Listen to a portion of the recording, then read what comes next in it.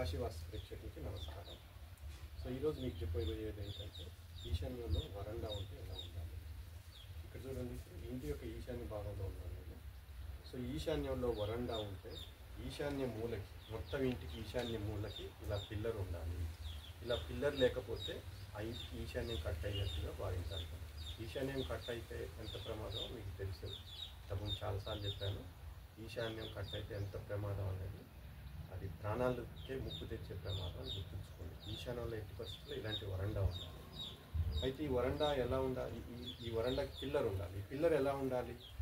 So ఈ pillar మందం, ఇక్కడ గోడ మందం ఒకే రకంగా ఉండాలి.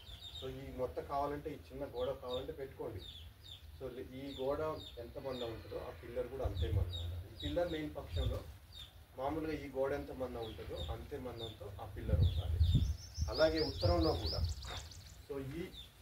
ఉత్తరంలో కూడా ఈ గోడ ఎంత మందం ఉంటుందో సో ఇక్కడ గోడ కూడా అంతే మందం ఉండాలి. సో అంటే ఈ పిల్లరు స్క్వేర్ లేదా రెక్టాంగిల్ ఉండాలి. సో ఈ గోడల మందం కంటే ఎక్కువ కానీ తక్కువ కానీ ఉండకూడదు. కావాలంటే దీన్ని ఎల్ షేప్లో కూడా కట్టుకోవచ్చు ఈ పిల్లర్ని. సో అది ఎలాగనేది మీకు లోపల నుంచి చూపిస్తాను.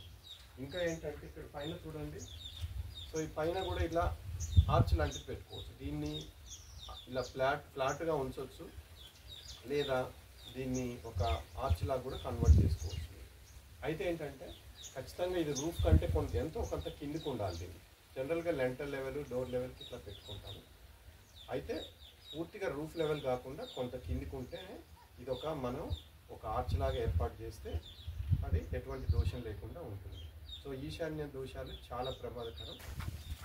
ఇక్కడ చూడండి, సో ఆ పిల్లర్ ఎల్ షేప్లో ఉంది.